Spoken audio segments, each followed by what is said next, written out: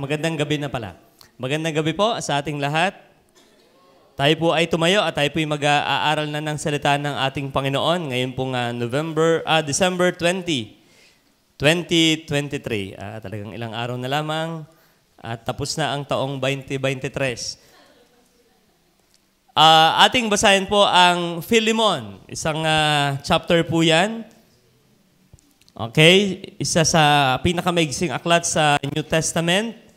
At minsan na hindi natin totoong napapansin itong aklat na ito ng Philemon. Ating basahin po ang verses 1 hanggang 7. So tayo po'y salitan. Ako muna po and then sabay tayo sa verse 7. Okay, sa wikang English ko po na isbasahin muna. Verse 1, Paul, a prisoner of Jesus Christ, and Timothy, our brother, and to Philemon, our dearly beloved and fellow laborer. Kayo po?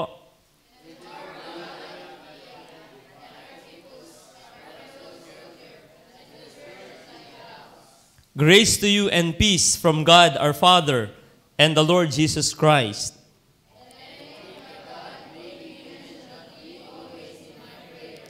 Hearing of thy love and faith which thou hast toward the Lord Jesus and toward all saints.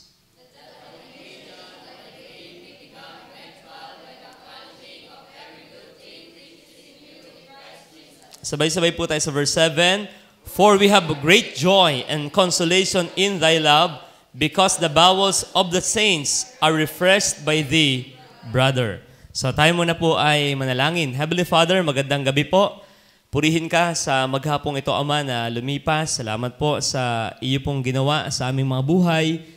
Kami po ay may kanya-kanyang ginampanan sa maghapong ito. And we thank you, Lord, sa gift of life, gift of eternal life, gift of abundant life, joyful life na meron kami dahil sa iyo, Panginoon. Purihin ka po na ngayon pong gabi kami po ay pinagtagpo-tagpo niyo uli sa bahay-sambahan upang ikaw po ay aming papurihan, panalanginan, pakinggan namin ang iyong mga salita, Panginoon. Salamat po sa iyong nga pong kagandahan loob sa amin na napakasagana sa araw na ito, Panginoon. Muli po ay kami ay nagpapalinis sa aming isip, sa aming mga damdamin, sa aming mga kilos na mga bagay na hindi akma bilang iyong anak sa maghapong ito. Kami po ay tunay na lagi mong aayusin, isanctify mo kaming patuloy, Panginoon, upang makonform kami kay Jesus Christ. At ngayon pong gabing ito, Ama, dalangin namin na kami sasamahan mo po, Banal na Espiritu. Lalong higit ay kailangan namin ng iyong pagpapaunawa ng iyong salita sa amin. At tulungan niyo po ang iyong lingkod na magdadala po nito, Panginoon. Ngayon pong gabi, kami po isasamahan mo at inaangkin namin ang iyong biyaya dahil ito'y hinihingi namin sa ngalan ng Panginoong Jesus. Amen. Okay, pwede po magsiupo ang lahat.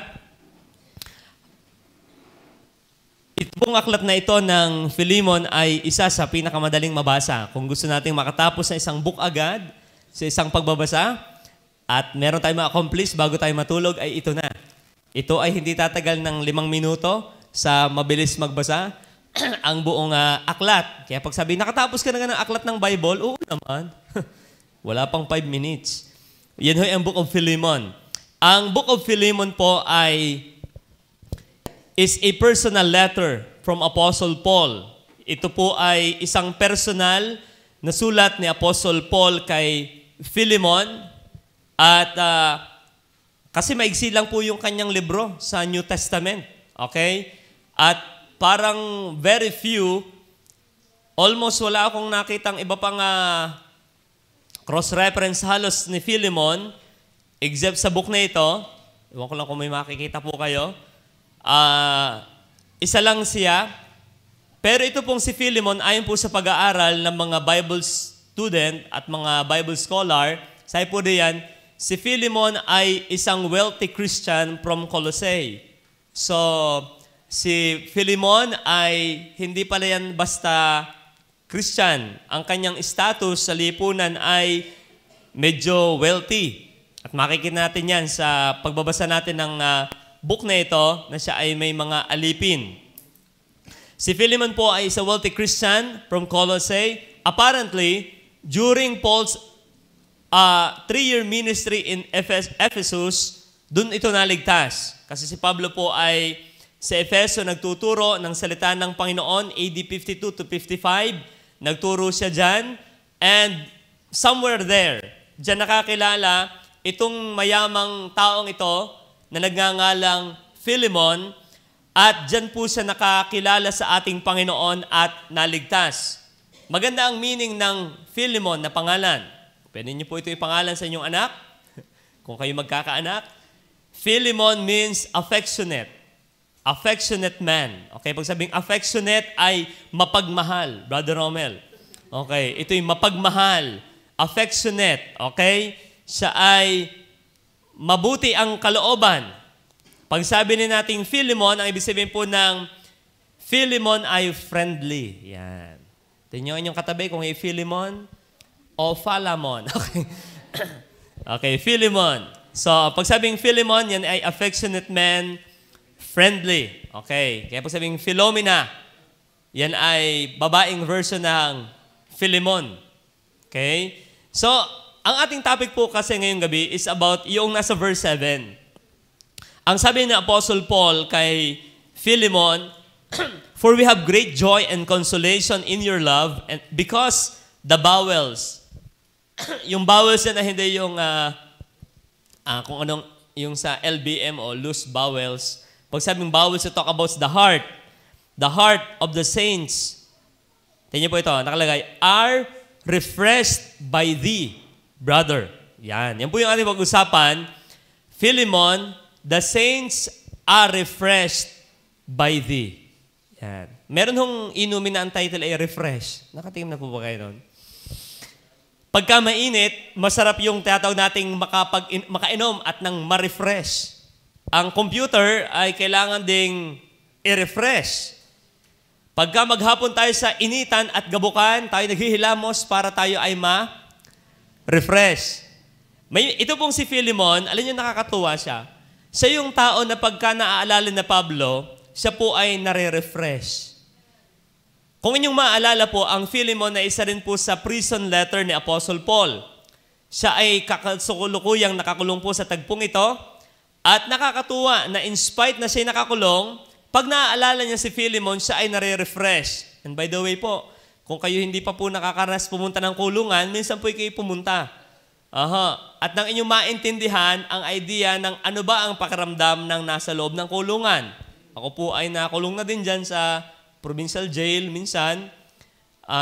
Matagal po kami dyan. Hindi man nakulong. Nagpasok lang sa kulungan.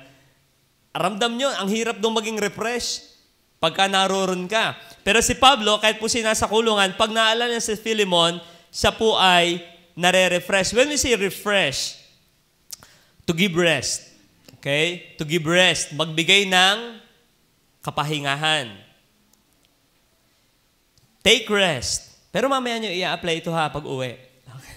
Sabi, talaga ako'y Philemon na Philemon sa church eh. Talagang ako'y refresh na refresh. Take rest. Keep quiet. Okay? Yung pacify, tahimik. Calm. Okay? Kalmado. Patient expectation. Yan pala ang ibig sabihin ng refresh. So ngayon pong gabi, ating pag-usapan si Philemon bilang isa sa mananampalatayang naka-refresh sa iba. Ngayon ating pong sisilipin ng ilang mga bagay tungkol sa kanya. Number 1, maging tanong pala natin sa ating buhay, tayo ba ay refreshment sa iba? Kasi inyo pong pagbinasa ang kanyang buhay, una, puntahan natin the root of being a refresher. The root. Pag sabing root, pinanggagalingan. Nang pagiging, sabi niya sa verse 7, ang puso ng mga banal ay naginhawahan sa pamamagitan mo, kapatid. Yun palang ibig sabihin sa Tagalog nun. Naginhawahan. Okay? So, inyong tingnan po inyong mga kapatid sa tabi at sa unahan at sa likuran. Itanong natin, ako ba'y kaginhawahan sa iyo? Yan. O ako ay parang paginhawa ka pag nakikita mo ako. Ano yung paginhawa? Medyo nakakapagod, okay? So, yan po yung magandang evaluation. Sapagkat si Paul ang nagsabi na pag si Philemon ay kanya naaalala, siya'y kaginhawahan. Ngayon ay ating uugatin, paano naging kaginhawahan si Philemon sa mga kapatid? Number 1, ang ating makikita po na mahalaga yan sa verse 2 and 3, sabi po rito, si Pablo na bilanggo ni Kristo Jesus at si Timoteo na ating kapatid, kay Philemon na aming minamahal at kamanggagawa, at kay Apia na ating kapatid na babae, at kay Arkipo na kapwa-kawal namin, at sa iglesia sa inyong bahay. Kaya kita nyo, ang iglesia hindi building. Iglesia sa iyong bahay. Aba, building sa loob ng building. Hindi yan ganyan. So, ang iglesia talaga yung mga tao. Sumayin nyo nawa ang biyaya at kapayapaang mula sa Diyos at Ama ng ating Panginoong Hesukristo. Number 1 po na ugat, root of being a refresher. Number 1, Philemon is a saved man. Yan. Si Philemon ay isang taong ligtas. Yun. Ikaw pala't ako ay pwede maging kaginhawahan sa iba kung tayo ay ligtas. Paano natin nasabing ligtas si Philemon? Tingnan po ang tawag sa kanya ni Apostle Paul. Paul, prisoner of Jesus Christ, and Timothy, our brother, and to Philemon. Anong tawag niya? Our dearly beloved. Okay? And hindi lang beloved, fellow laborer. Yan. Kaya tayo po, bilang tayo ay tunay na mga mananampalataya, ikaw at ako'y pwede maging potensyal na kaginhawahan ng iba. Huwag nating pangaraping tayo, ako ang pangarap ko ngayong bagong taon, ako'y magiging pabigat sa church namin. Eh, huwag naman. Sa dami ng iyong papangarapin, ay huwag ang maging antagonist. Okay? Huwag kang ikaw ang kontrabida, kundi ikaw ang maging kaginhawahan ng iglesia. At ang sabi rito, ang isang proof na siya ay saved, ang sabi rito ay, sabi, He is dearly beloved. At ang sabi sa verse 3, grace to you and peace. So yan ay malimit bati ni Apostle Paul sa mga tunay na mananampalataya. So yan po, napakahalaga pong ugat niyan na maintindihan natin na tayo magiging kaginhawahan kung tayo ay ligtas na. Yan. Tama po ba yon? Yan. Kumbaga hindi, ari kay ayos sa simbahang are. Kasi may pinost si Pastor Oliver America kanina sa Facebook. Kaya maganda rin nagpe-Facebook ng mga 6 na oras eh. Okay. Tiyatawa na ako ni Tintin eh. Kasi sa young people po, meron kaming digital well-being. Monitor talaga kung saan ka nagpupuntang mga... Meron ho, lahat ng cellphone yan. Eh, ang pinakamalaking nakakain talaga sa akin ay ang sa Facebook. Aha. Siguro pa 2 ang Bible. Okay. So anyway, nabasa ko ng kanina doon na sa simbahan daw, hindi lahat ay may tagatanggap kasi meron din daw diyang mga spy na pumapasok.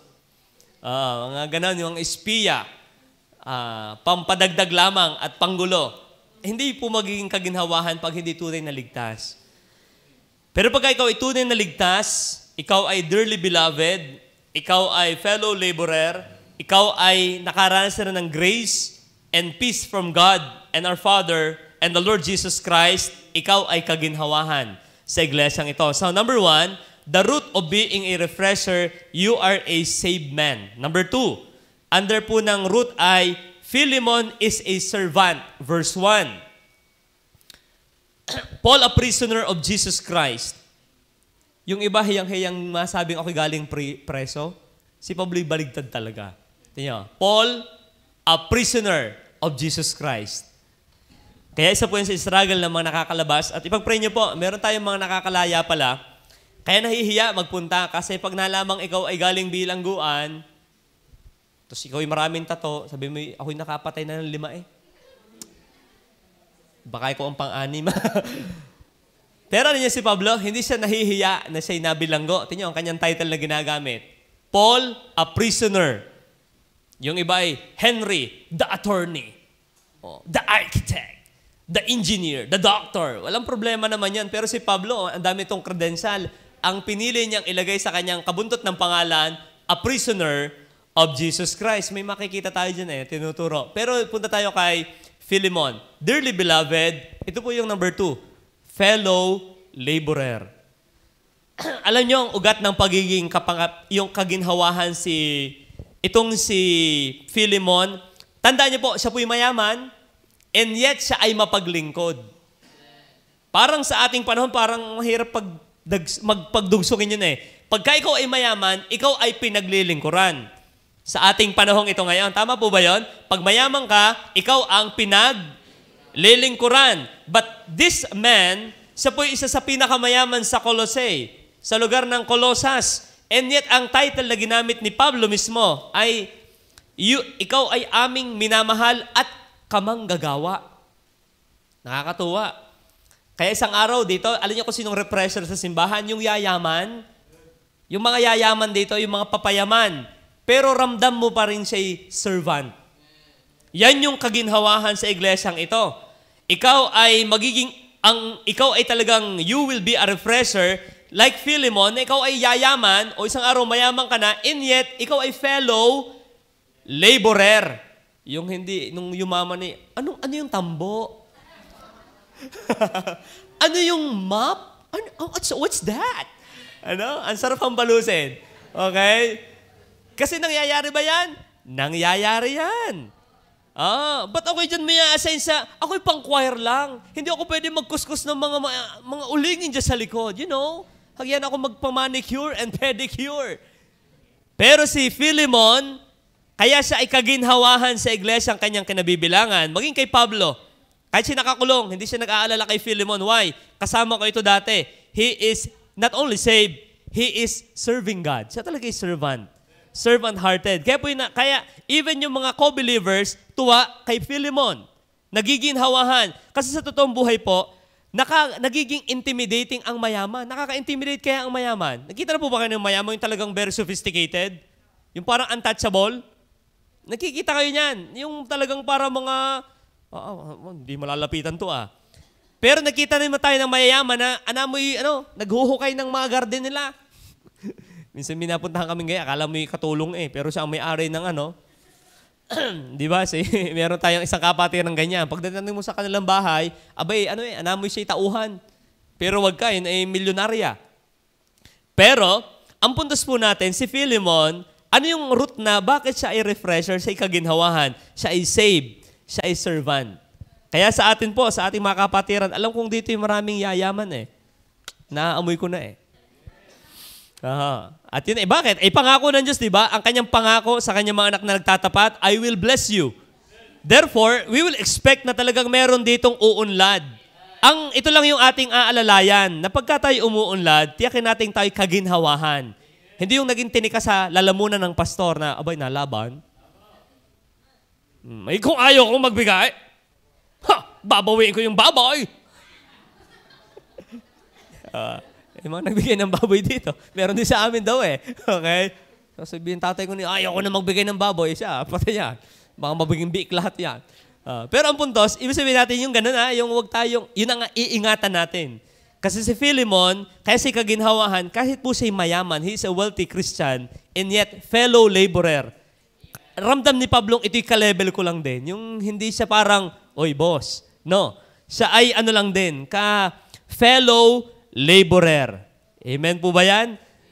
Lalo yung mga team papayaman. Dapat naintindihan natin yan. Philemon is saved man. He is a servant.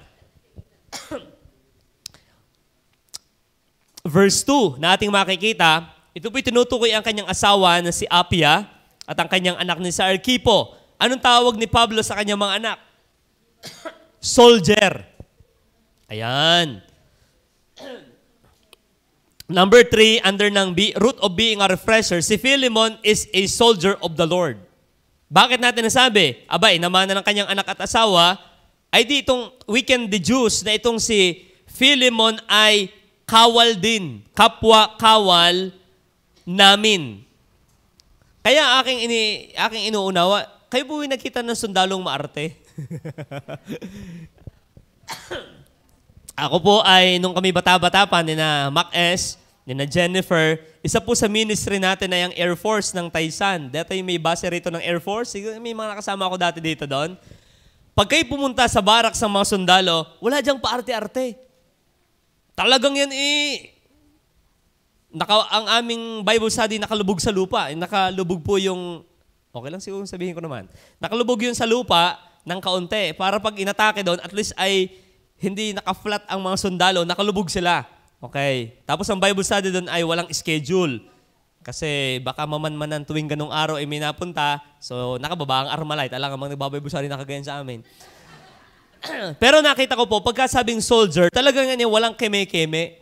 Yan ay obedient. Yan ay down to earth. Yan ay talagang pagkakailangan on call. Merong call of duty na laro. Talagang ang sundalo ang call of duty. When the duty call, they are there. So itong paano hindi magiging kaginhawahan kung ganito ang attitude ni Philemon?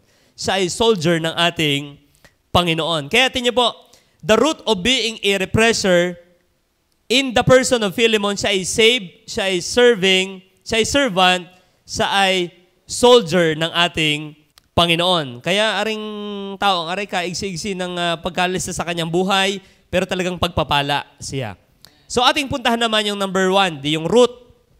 Ang pinakamalalim na ugat para tayo maging kaginhawahan, tiyakin mo ikaw ay ligtas, ligtas na mapaglingkod, at ligtas na sundalo ng Panginoon. Ibig sabihin, kung kailangang ilaban ng bakbakan, tayo ay handa. Okay?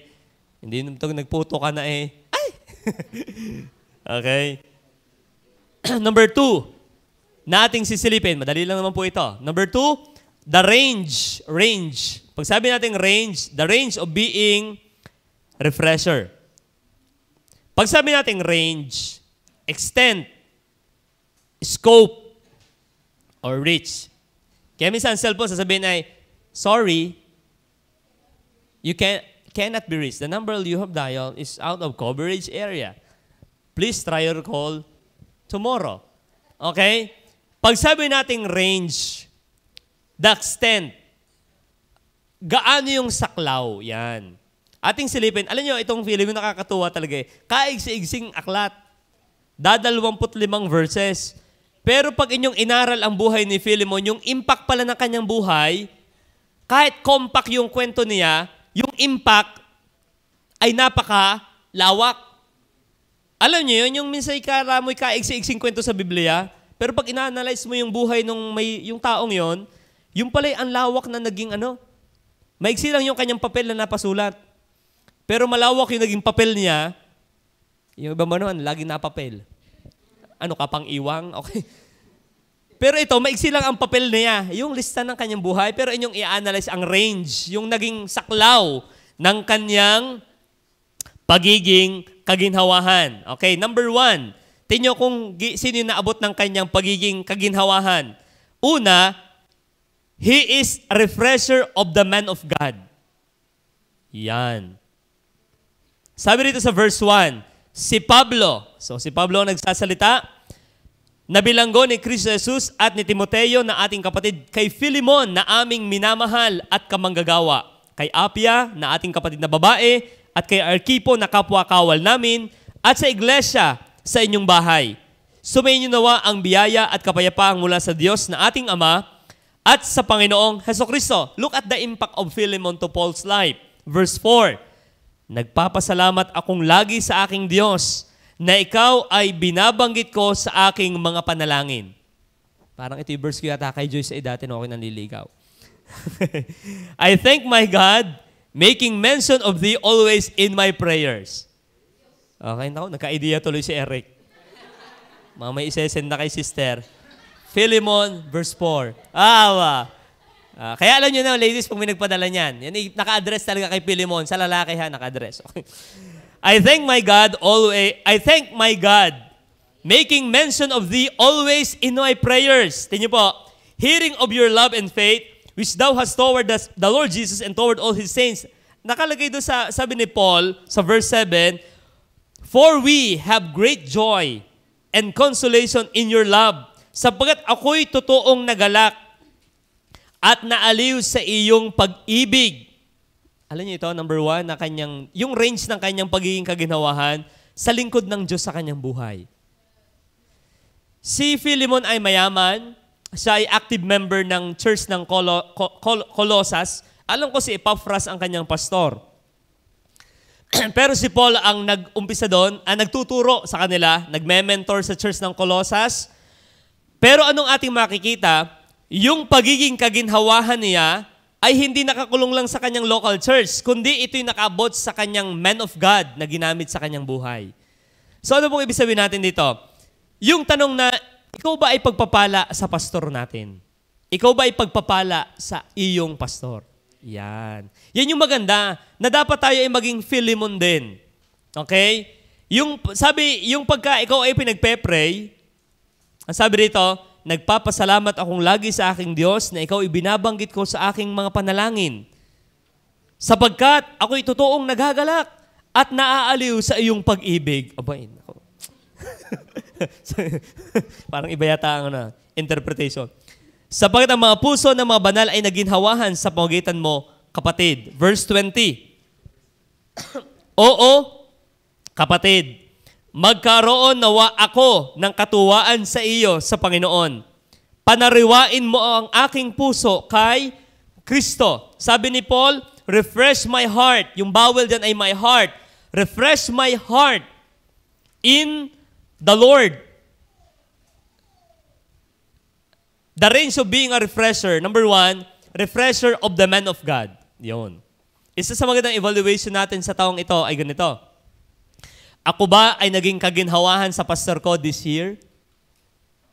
Ikaw ba ay naging kaginhawahan sa pastor natin this year? Maganda pong tanongin yan sa ating puso. Dahil si Philemon, partidang si Pablo'y nakakulong na. Pag naaalala ni Pablo si Philemon, isa yun sa nagbibigay sa kanya ng kagalakan. Ang ating pastor lagi yan nagpe-pray, tama? Yan inyo ding itry. Minsan kayo nagpe-pray, di may pangalang papasok. O kayo may yung imahe ng kanya mukha. Eh minsan, Lord, pabalikin mo na ito. Papanumbalikin mo na. Pero may mga tao na pagka ipinapanalangin, ikaw ay natutuwa. Tama po ba yon? Bukod doon sa yung mga crush-crush na sinasabi. Kundi yung mga tao talaga nagiging pagpapala. Alam nyo, isa po sa maganda talaga dito, naabot na si Philemon ay naging pagpapala kay Pablo. Sa iksi ng letter na ito, sinulatan niya ni Pablo si Philemon, ibig sabihin, aring tao nga rin malaking impact sa kanya. Ay sa dami ng kaibigan niya sa Roma 16, hindi lahat sinulatan ni Pablo, yung nasa Roma chapter 16, yung listahan ng kanyang mga friends. No. Ang tinarget talaga niya ay si Philemon, sapagkat siya ay naging blessing. So nawa, tayo po bilang yung range ng ating pagiging refresher, number 1, be a refreshment to the man of God.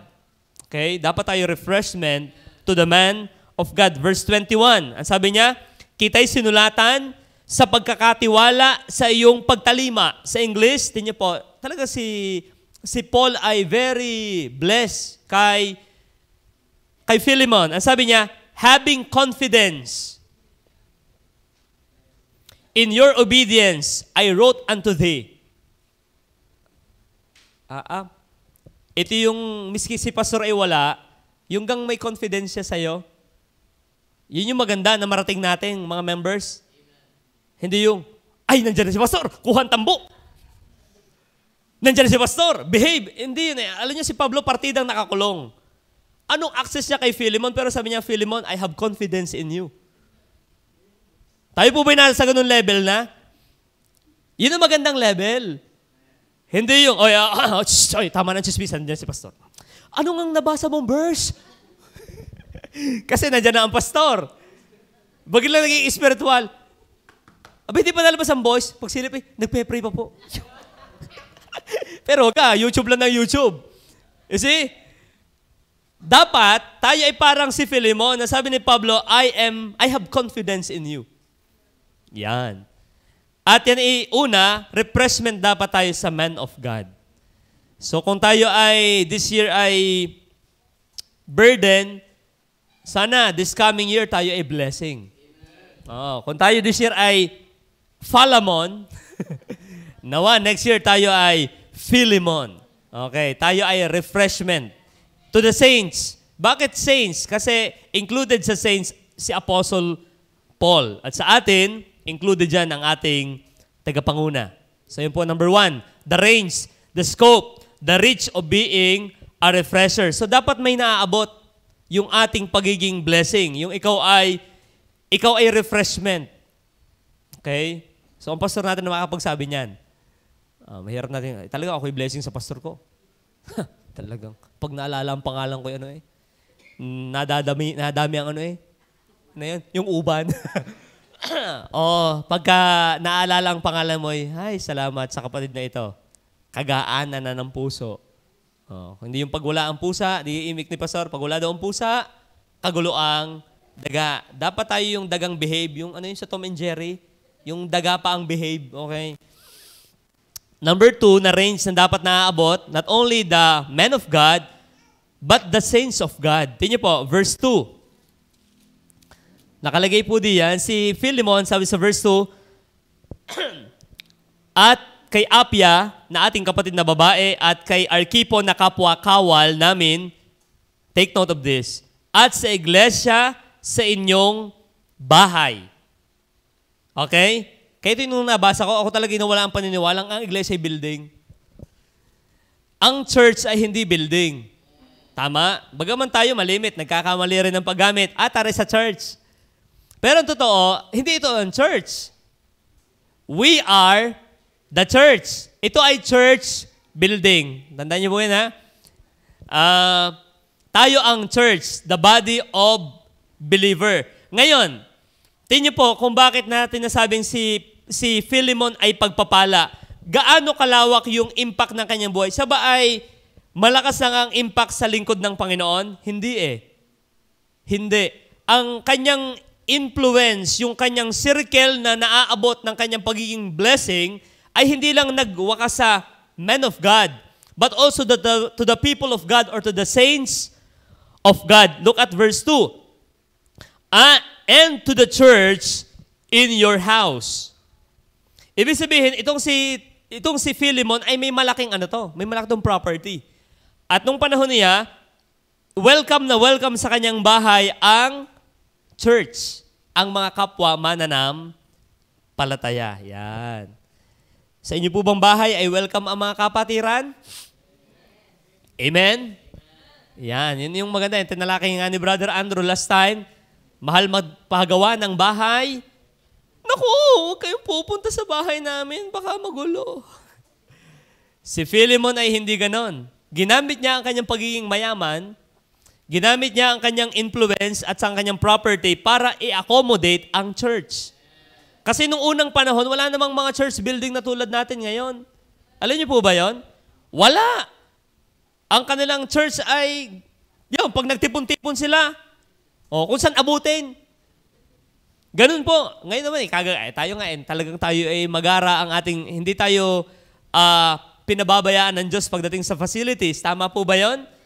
Pero nung unang panahon, walang ganito. Ang nag-a-accommodate talaga doon yung mga, pag walang mayaman, ay di sa tabing dagat, sa ilalim ng puno, sa kung saan-sang lugar. Pero nagkataong merong mayamang miyembro sa Colosas na ang pangalay, Philemon. Anong kanyang ginawa? Pinatuloy niya ang mga kapwa mananam palataya. Yan po yung isa sa napakaganda. Alam nyo, napapansin ko sa ngayon, pataasan ng bakod. Pataasan ng bakod, yung hindi mo makita. Patay na pala, hindi mo alam. Agnas na Naamoy mo na lang. Parang may mabaho. Yung, patay na. Uso yun yung wall, yung division, ngayon, yung subdivision. Well, walang problema for safety purposes, pero yung minsan, nadadala rin yung attitude, ito ako, yan ka. Yun yung magiging mali. Si Philemon, kay mayaman o mahirap na miyembro, tanggap niya. Yung preaching yata ng Ninong Ding kahapon yan, dapat ay wala tayong pinipili. Tama po ba?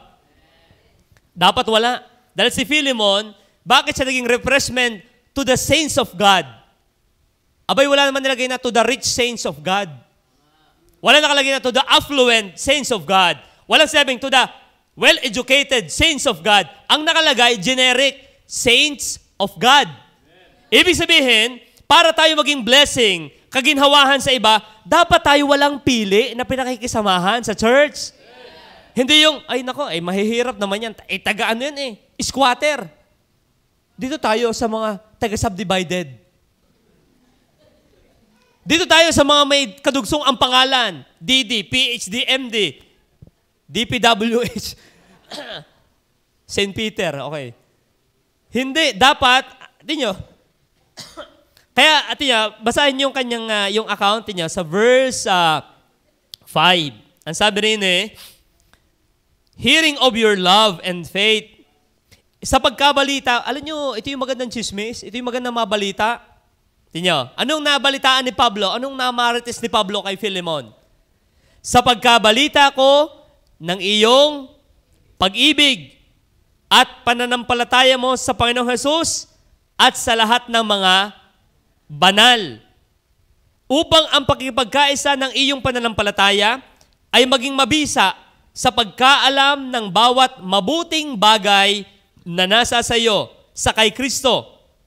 7. Sapagkat ako'y totoong nagalak at naaliw sa iyong pag-ibig. Tingnan po ito. Hindi lang si Pablo not only the man of God. Sapagkat ang mga puso ng mga banal ay naginhawahan sa pamamagitan mo, kapatid. Di ba nakakatuwa yon? Ikaw ay refreshment. Bakit? Yung word po ditong communicate, communication of your faith, every good thing, it talks about His generosity. We're in giving time. So bakit naging blessing itong si Philemon sa saints? Sapagkat may binabanggit itong yung communication of faith and the acknowledging of every good thing, it talks about His giving, His generosity. Apo, ibig sabihin, galante, siya ay matulungin sa mga kapwa mananampalataya. Ayan. So sana po ito yung mangyari din sa ating lahat. Amen? Ako may isang church na nalaman na 0.00%, 0.001% ang walang trabaho sa kanilang simbahan. Ay, ano yung aling-aling wala Ibig sabihin, halos wala. Alam niyo kung bakit? Ang nangyayari talaga doon, pagka umaangat yung isa, at kitang may nasa sa baba, akin ka na. Sa akin ka ng kumpanya. Naunawaan niyo po ba yun? Halimbawa, si Brother Bal, isang araw isa na may-ari ng Nutrimil. Kung hindi siya mag-a-abroad. At may nakikita kang wala, anong gagawin mo? Doon ka sa Baitapol. Doon ka sa Jets. Hindi. Ang ginagawa nito, tinutulungan. Alam niyo, magandang mangyari yan isang araw sa ating simbahan din. Nangyayari na utay-utay Kita ko kay Makmak, ang kanyang kinukuha ay mga Christian. So that's good. Sana may sumibol pang iba na mga business owner dito na yun ang gagawin din. Why? Kasi para ikaw ay blessing sa iba. Kaya sabi rito, nabe-bless ang buong church kay Philemon, ikaw ay blessing sa iglesia. Why? Bakit? Wala siyang pili na pinakakapakibagayan. Yan po yung mahalaga rin sa ating simbahan habang tayo kakaunti pa. Kasi pagka tayo dumami na, alam niyo, nagpupulo-pulutong yan Grupo ng mga gwapo. Ilan lang kami doon. Grupo ng magaganda. Hindi, meron pong church na ganyan. At naway, wag mangyayari sa atin na iba ang upuan ng mga manager at ng katulong. Hindi pwede yun. Walang ganon. Okay? Lahat tayo pantay na tinubos ng isang dugo. We are standing on same ground. Walang yung mga titulo natin sa labas lang yan. Pagpatak dito sa loob, wala na yan. Tama po ba yan? Oo, kaya wala dito. Ibig sabihin dito, kahit anong iyong status sa labas, pagpasok mo dyan sa may pinto, hubad na yan. Iba na dito sa loob. Lalo sa body of believer, hindi yung, ako'y pagwawalisin. And you don't know me? What's that? Okay, hindi ganon. Kaya itong si Philemon ay blessing. Kasi siya ay refresher of the saints of God. Kaya nakakatuwa po. Ngayon, at kaya sa verse 7, ang puso ng mga banal ay nagiginhawahan sa pamamagitan mo, kapatid. Yung kasarap ng isang aray ganon. Na merong natutuwa pala sa iyo. Dahil hindi lang sa buhay mo, kundi sa bigay mo. Yun. Maganda rin yun Hindi lang sa buhay mo, kundi sa bigay mo. Thank you for giving to the Lord. Okay? So, yun po yung mahalaga. So, ano ang abot na ng iyong impact ng iyong buhay? Kung ikaw ay si Philemon, sino na ang nagiginhawahan sa iyo? Yan. Are you a blessing? Are we a refreshment to other believers? Yan po yung mahalaga. Yan po yung napakahalaga na ikaw ay kaginhawahan na ng iba. Amen po ba? Pag-pray natin yan na tayo maging alam mo, yung tayo may sensitivity sa pangangailangan ng iba. Lalo ng makapatira natin. Amen? Yan yung mahalaga. Hindi yung talagang ikaw ay saganang-sagana. Kaya ngayon po, yung magse-celebrate ng mga Kapaskuhan, ako yun may naglalaro sa aking isip sinong miyembro ang wala kaya? Yan po yung naisip nyo na? Kaya pag ako nakain, minsan ako nagpe-pray, Lord, sana lahat po ng mga ka-churchmate ko may pagkain ding tulad namin. Hindi yung mual ka, nabitalokan ka na ng tinik ng Chicken Joy, wala ka man lang naaalala. Tama po ba yun? Ganun dapat. Yung kung bagay kayo bine-bless, hindi mo naman sasaklawin lahat, pero gusto mong maging blessing din sa iba. Tama po ba yun? Mahalaga yun. Hindi yung nabubulok na lahat sa atin, atin lang lahat. Ay, papanis na, iyon na. Ako may kakilalang gayaan. Ay talaga ibibigay, malapit na. Ay, ayos pa naman. Ako may nangangain nung malapit na. Wag na yung minsan nga may amag na, tinatanggal ko pa ng kaunti eh. Kasi yun ay, yung penicillin din. Di ipon dyan yung penicillin. No, kaso lang nagtae, andun. Ang punto sa atin, refresher of the saints of God. Okay? So yun po yung mahalaga. So, the range or the scope of our being a refreshment, not only the men of God, the saints of God, ito yung, actually, ito talaga ang focus ng book na ito eh. Meron ditong nagwala na alipin. Tandaan nyo, si Philemon ay mayaman. At noong unang panahon po, ang mga mayayaman ay may mga aliping tinatawag mga bond servant.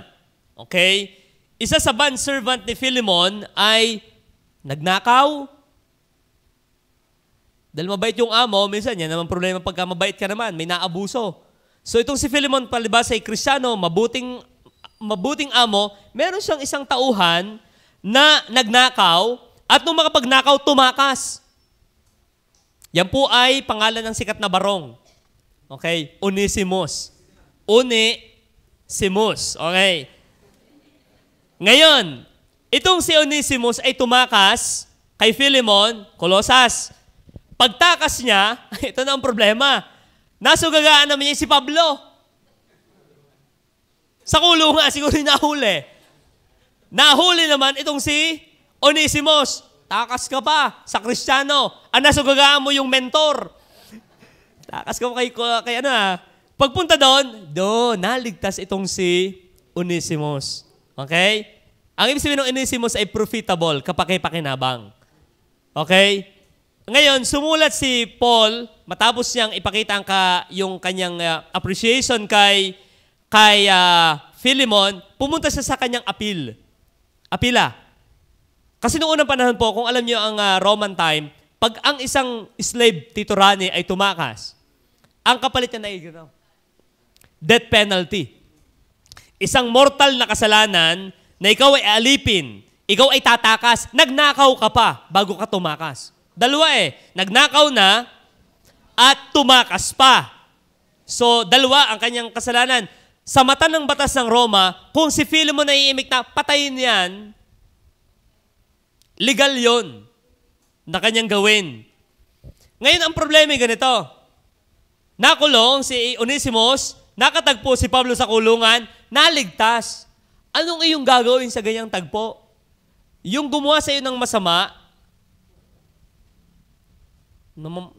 tapos biglang nawala, tapos pagbalik ay Kristiyano na.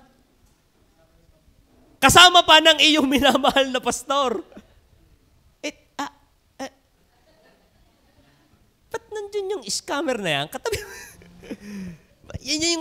Pastor, yan yung nagnakaw sa akin Anong iyong gagawin? Alin nakakatuwa talaga to si Philemon. The range of his being a refresher is not only to the man of God, to the saints of God, but also to the slave turned saved child of God. Yung slave turned saved child of God. Kanina, siya ay partner kay Pablo. Sa mga saints, siya ay provider. Pinatuloy sa kanilang bahay, in-accommodate, pinapakain, tinulungan ang church. Pagdating kay Onesimus, iba naman naging refreshment nito. Siya ay naging pardoner ni Onesimus. Kaya isa sa halimbawa tayo may nakaaway, isa rin sa magandang balikang aklat ay ang Philemon. Kasi ito yung lalo yung utang na usapan, yung usaping utang. Itong aklat na ito ng Philemon, ang pwedeng magpakalma sa relasyon na nilamon ng utang. paano i-deal? Opo, kasi issue yan eh. How to deal debt. Ito hindi lang debtor. Siya ay tumakas pa.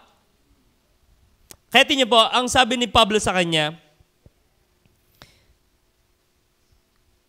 matapos niyang mag-appreciate, tingnan yung kanyang appeal. Ang sabi niya, kaya bagamat kay Kristo ay mayroon akong buong pagpapakatiwala upang ipagtawilan ko sa iyo ang nauukol, gayon may alang-alang sa pag-ibig ay bagkus akong namamanhik. Kung sa bagay akong si Pablo ay matanda na, at ngayon na may bilanggo ni Kristo Jesus, verse 10, ipinamamanig ko sa iyo ang aking anak, na aking ipinanak sa aking mga tanikala, si Onesimo, na nang unang panahon ay hindi mo pakinabangan, na nung unang panahon ay hindi mo pinakinabangan, datapat ngayon ay may pakinabang ka at ako man, na siya ay aking pinabalik sa iyo sa kanyang sariling katawan, sa makatwid bagay ang aking sariling puso. Naligtas si Onesimos. Kaso may problema siya sa kanyang boss. Ito talaga pagka naligtas ka, you need to be reconciled sa na-offend mo. Okay? Pagka ikaw ay naging kabati mo na ang Diyos, ikaw ay uuobligahin ng Diyos makipag-usap sa nakaalitan mo. Talagang dadalhin tayo ng Diyos doon na hindi maaaring you do not talk to Him, na magkaroon ng closure, ang isang bagay na naiwang open. Ngayon, nang itong si Onesimos ay naligtas, naintindihan niya na may mali siyang nagawa. Ngayon, siya ay katulong na ni Pablo sa kulungan. Siguro tagapagkasikaso ni Pablo habang nandun, nung sila'y nakalaya na, pinababalik na siya ni Pablo kay Philemon. Makipag-ayos ka. Pero, dala itong sulat na ito na ganito nakalagay. Siya'y pinabalik ko sa iyo sa kanyang sariling katawan. Ibig sabihin, pinabayaan ko siya, magpasya siya kung anong kanyang gusto. Siya ba'y babalik sa akin o mananatili sa iyo. Sa makatwid bagay ang aking sariling puso. Naibig ko sanang pigilin siya sa aking piling upang sa iyong pangalan ay paglingkuran ako sa mga tanikalaan ng Ebanghelyo. So habang nakakulong ako, dahil ako'y matanda na, at least ako'y may Onesimo sana din eh. Pero dahil meron pala kayong problemang dalawa, Philemon, gusto kong maayos ninyo yan. Okay? Kaya pinabalik ko siya yan sa iyo. Sapagkat marahil, 14, datapat kung wala kang pasya, ay wala akong magagawang anuman. Upang ang iyong kabutihang loob ay huwag maging tila sa pangagkakailangan, kundi sa sariling kalooban. Pinadala ko siya dyan, bahala ka magpasya, hindi para pilitin kita, natanggapin mo siya o anuman. May tiwala ako sa iyo, Philemon. Pero ito yung kanyang tingin sabi ni Paul, sapagkat marahil, sa ganito'y sinahiwalay sa iyo ng sandaling panahon, upang siya'y mapa sa iyo magpakailanman. Maganda na itong verse na ito. For perhaps, Baby Jane, he therefore departed for a season, that thou shouldest receive him forever. Yan. Maghihiwalay muna tayo ng taon, pagbalik ko, habang buhay. Yan. And then, balik tayo sa tamang context. Sabi ng mga binata, okay itong verse na to sa pag-iintay. Okay, ano nangyari kay Philemon? Di siya nga ay nawala itong si Onesimos. Pero sabi ni Paul, marahil, Philemon, naniniwala ka naman sa sovereignty of God. Kaya nangyari ang lahat ng yan, siya ay nawala sa iyo ng pansamantala upang makasama mo na siya ng matagalan. Ngayon, na hindi na alipin, ito na yung turning point. Na hindi na alipin, kundi higit sa alipin, isang kapatid na minamahal. You see?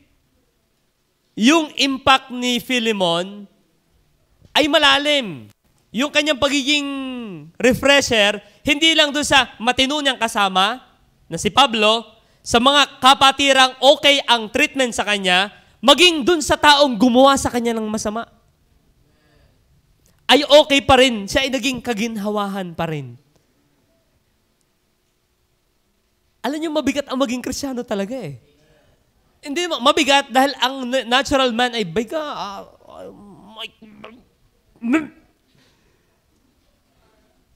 pero pagka ikaw ay Kristiyano, natatabunan na ng pag-ibig ni Kristo yung naging offense sa'yo ng iyong kapatid. Tama po ba? Ganon dapat ang mangyari sa ating lahat. Para tayo maging kagainhawahan, ay ito yung ewan ko kung bakit inuulit-ulit ng Panginoon. Ilang beses na sa prayer and fasting, it talks about forgiveness, it talks about bitterness. Ay dito sa talatang ito, yun na naman ang usapan Dahil posibleng si Philemon ay inwardly, may ikaw ang takasan. Sino rito na nakawan na? Ang nagnakaw pa'y iyong napagtiwalaan. At tinrato mo naman ng ayos. Hindi naman tinatratong masama si Onesimus eh. Ginawa mo na ng ayos, tinanggap mo, nagkatrabaho siya, pasweldo mo, pakain mo, mabuti kang amo kasi Kristiyano ka, and yet ginawa ka ng masama. And here comes, naligtas. Paano mo yung tatanggapin? You see?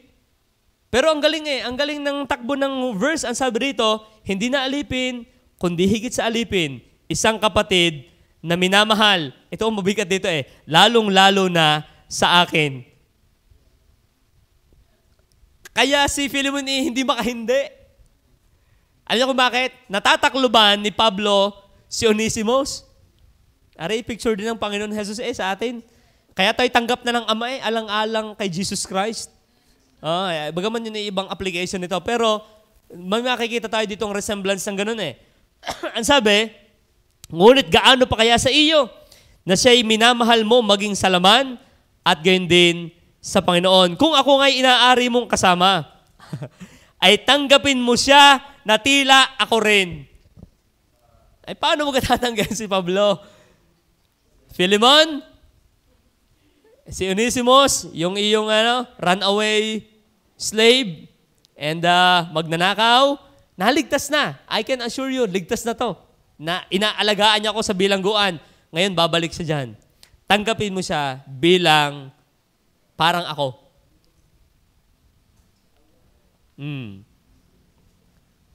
Alam niyo kung bakit? Ano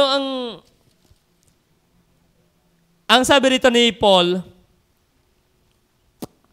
sabi rin sa verse 21, having confidence in your obedience, I wrote unto thee. Talagang ang taas ang expectation ni Paul kay Philemon na yung kanyang sinasabi, gagawin.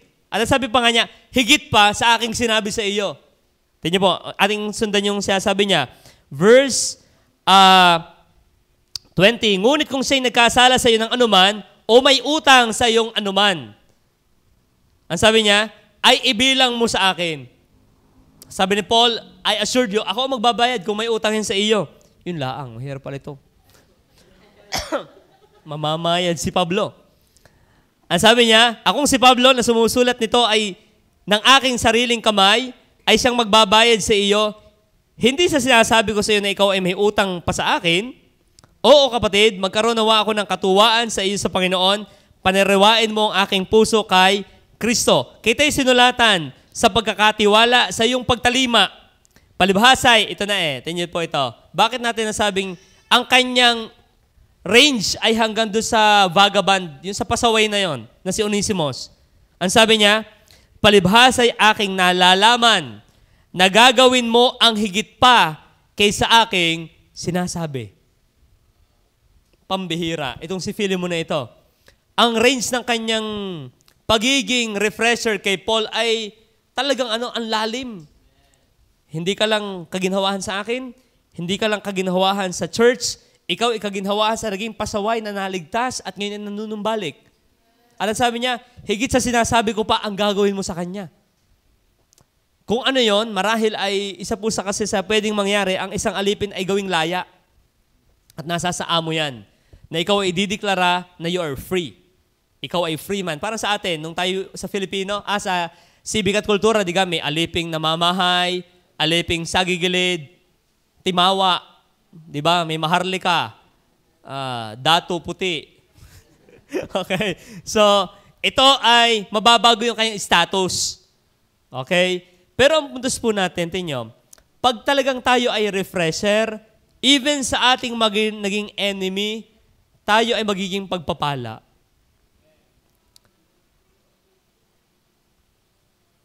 Ito ay meron siguro ang Panginoon, maging sa akin, na pinare-remind, baka ako may nakasama ang panaloob nung nakaraan. Parang meron nga Now we need to talk. Pwedeng kasimbahan natin or hindi natin kasama sa simbahan. Habang ako'y nakikinig sa mga mensahe, tapos nung aking ina-outline uli, sige, talagang nagpapatama ang Panginoon. Kasi probably, God wants us to be a refresher. Baka ang time of refreshing ay darating na sa taong yon na gumawa sa atin ng di tama. At ikaw yung gagamitin ng Panginoon sa kanyang buhay. You see? Kasi powerful ang forgiveness. Kaya ito nasulat, ito yung isang account ng gaano kamakapangyarihan ng Ebanghelyo para ang tao yung tumanggap ng naging kaaway niya. Kung paano niya able na tanggapin yung hindi niya ka-level. At ito po ay example ay si Philemon. Kaya, the range of being a refresher, gaano na ang abot ng ating pagiging kaginhawahan? Yan. Yan ba'y nararamdaman kaya ng iba? Tama. Yan ba, wala ba kayong kasamaan ng loob sa loob ng simbahan natin? Wala na po. Nagbayad na po. And then, dapat wala. As much as possible ay wala. Kasi to the point na may enemy ka, may utos pa rin love your enemies.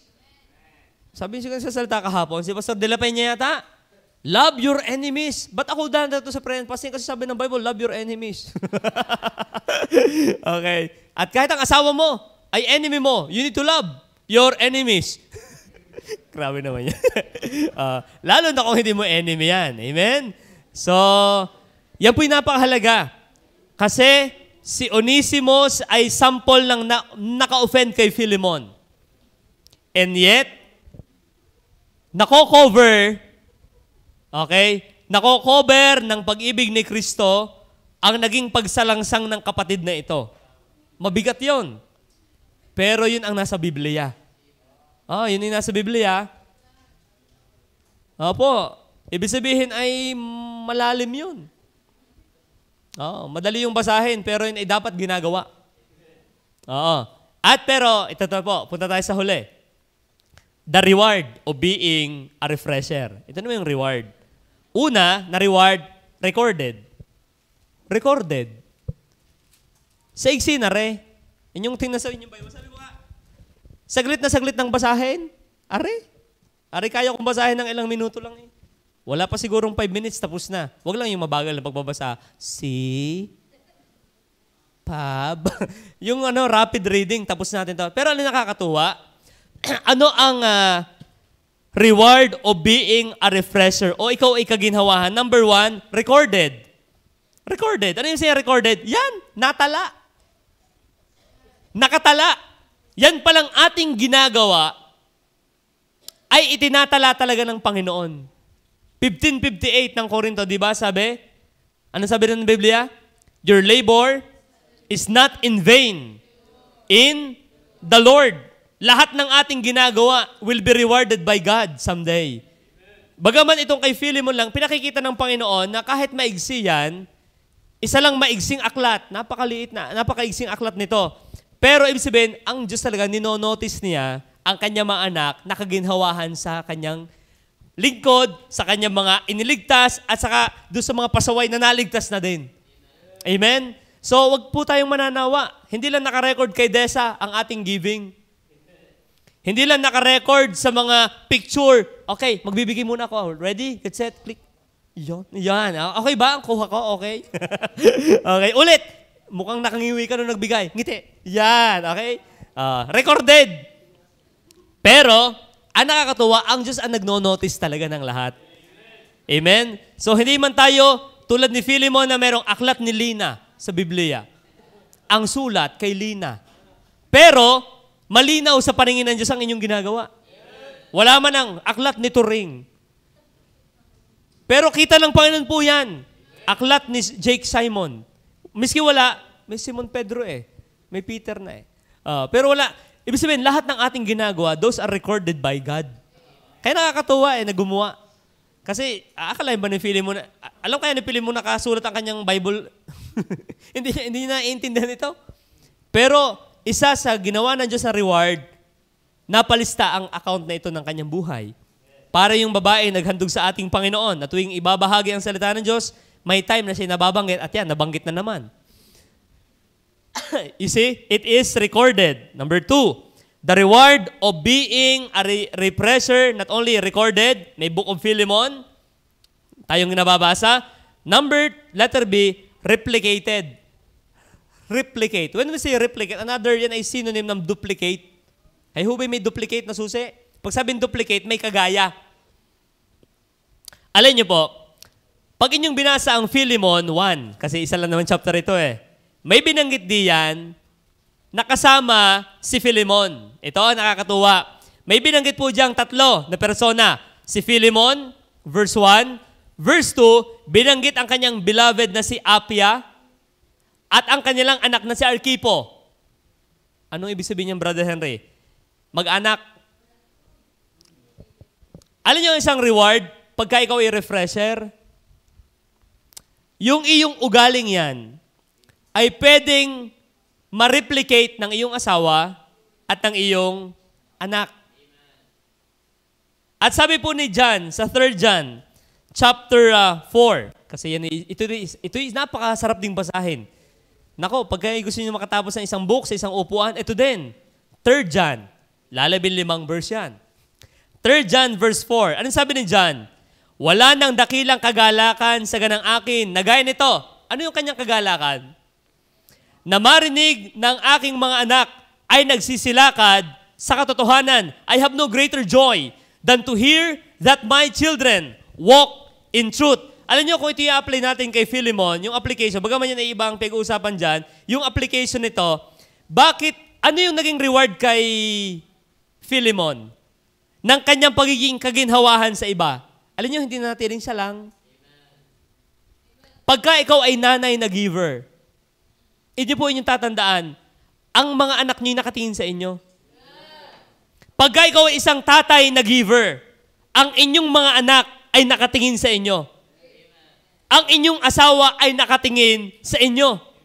Merong isang preacher ako napakinggan, sabi niya, where you give your money, show your spirituality. Where your money goes, show your spiritual status. Totoo yan. Kung saan napunta ang iyong pera, nagpapahayag ng iyong pananampalataya. Tama. Pag ang pera ng tatay ay puro sa SM napunta, sa Robinson, sa Bay Mall, sa Shopee, sa Lazada, sa Isabong, it clearly show kung sinong hinahangaan ng tatay na yan. Ay siyempre, yun ang halimbawa ng ama, alangamang ang gagayahin sa kapitbahay. Malaki ang impact natin. Ganun din naman ang ina.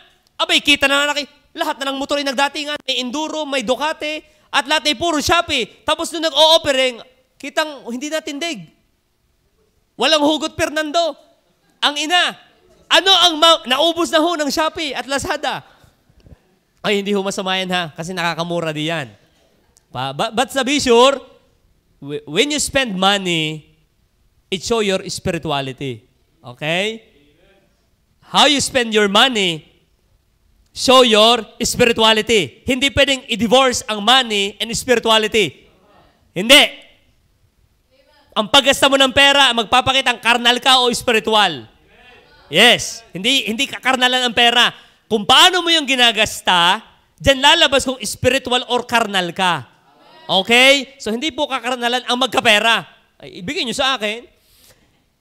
Malalaman mo lang yan na karnal ka o spiritual kung saan mo pinapupunta lagi yan. Ngayon, bakit natin nasabing reward ito?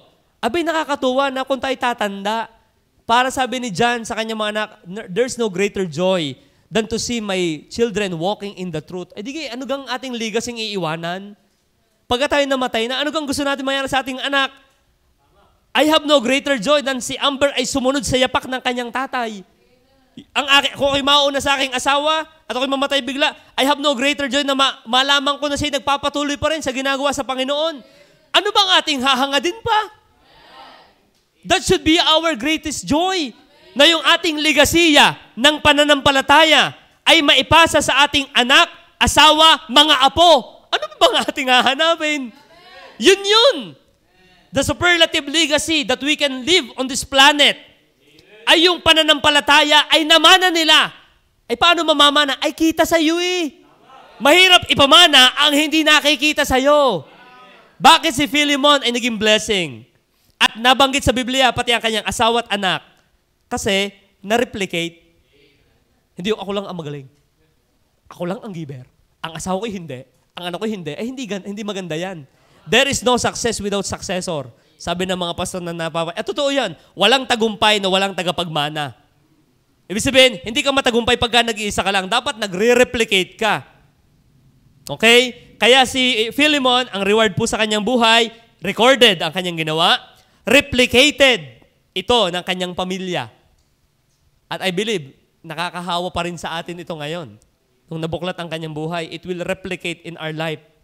Kumbaga sa virus na-contaminate na rin tayo niya. Yan ang magandang hawa Okay? And finally,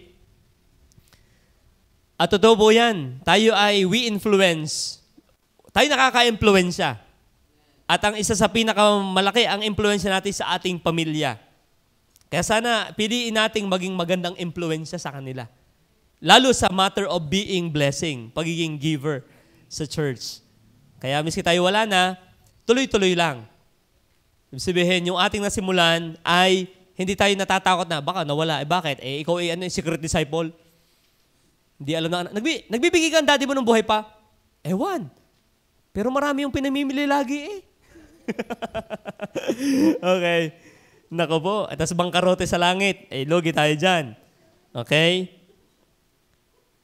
Finally, verse 4 ng Philemon. Philemon chapter 1. Verse 4. Ito na. I thank my God. I thank my God, making mention of thee always in my prayer. I thank my God. Alam niyo po, ang number 3 na reward of being a refresher, bagaman medyo nagko-connive na yung aking binabanggit, yung ikaw ay nagiging resound. Ano yung resound? Tumunog uli. Resound is another term, yung to proclaim the glory of God. Pag sabing resound, dahil sa ginawa nito, ay napupuri ang Panginoon. Naunawan niyo po? Yun ang ibig sabihin. Ang isa sa blessing, the reward of being a refresher. Ikaw ay generous. Okay? Wala kang pakialam sa status mo na mayaman ka. Basta ikaw ay mapaglingkod. Ikaw ay wala. Lahat ay mahal mo. Mahal mo ang lingkod ng Panginoon. Mahal mo ang anak ng Panginoon. Mahal mo rin ang mga pasaway na anak ng Panginoon. You love. I love you all. Okay. Refreshment ka sa lahat. Ngayon, ano ang magiging bunga niyan? Sabi ni Paul, I thank my God. Anong ibig sabihin, Brother Henry, noon? Alam nyo, ang ultimate goal ng lahat ng ating ginagawa, hindi purihin ka. Masarap yun na ikaw ay pinasalamatan. Di ba nakakatawa naman, pasalamatan ka? Pero hindi yun Resound. Pag sabing resound, yung limuwanag ng tumama sa'yo, reflect it back to God. Tingnan, si Philemon ay pagpapala kay Paul. Pero sabi ni Paul, I thank my God. Ano ibig sabihin po nito? Pag ikaw ay kaginhawahan sa iba, napupuri ang Panginoon. Yun yung ating goal. Lord, tulungan nyo na ang buhay ko dahil ang buhay ko mapupurihan ka. Yung maraming matuwa sa iyo, Panginoon, dahil sa buhay ko. Ano yung sabihin? Maraming matuwa sa iyo, Panginoon, dahil sa buhay ko. Hindi pag nakita ang buhay mo, yan gang may Diyos. Hitsura pa lang Kapanipaniwala na. Magaspang pa sa isang ugali. Hindi. Yung pagtiningnan ka ng tao, sila'y natutuwa sa Panginoon. Kumbaga yung sa butas ng bubong, dali ko parang butas, parang maganda yatang silipin pa sa labas kung anong pinanggagalingan na rin. Malaki nga ang araw. Yung natutuwa sila lalo sa Panginoon. Kaya sabi ni Pablo, I thank my God. Nagpapasalamat akong lagi sa aking Diyos. Ang tanong po yung ganare, ilan ng tao nagpapasalamat sa Diyos dahil sa buhay mo? How many people will thank the Lord because of your life? Hindi thank you sa iyo Hindi ilan yung nagpa-thank you sa iyo? That's not the question. The question is this, how many people are thanking God because of your life? Dahil sa buhay mo, marami nagpapasalamat sa Panginoon. Why? Kasi naging pagpapala ka, kaginhawahan ka. Nakakatuwa kaya yung ganung buhay, na pagka nababanggit ang pangalan mo, marami nagpapasalamat sa Panginoon dahil sa buhay mo. Hindi yun ako, nabanggit ang pangalan, nako, kaya nasira ang buhay ko eh. Bagaman kung ganun man, hindi pa rin yun wakas, kasi si Onesimus, masama ang pangalan dati, pero dahil naabot ng biyaya, nabago siya. Ngayon, barong na siya. Hindi. Class na siya. Ibig sabihin, okay na. Kaya po ngayong gabing ito, as we close, ano ang reward of being a refresher? You are recorded, you will be replicated, and you will resound. You will reflect the glory of God. So yung yung kaliwanagan ng Diyos ay tatama sa iyo, hindi mo hihigupin. Ibabalik muli, pabalik sa Panginoon. Kaya sabi ni Pablo, I thank my God, making mention of thee always in my prayer. Nawa, naging pagpapala po sa atin ang buhay ni Philemon at ang hamon sa atin sa bagong panahong ito, tayo nawa ang mga makareplicate bilang isang ama tulad ni Philemon. Okay? At tulad ng kanyang asawa at anak na naging pagpapala saan man sila nakakarating. Tayo po'y manalangin. Panginoon, salamat po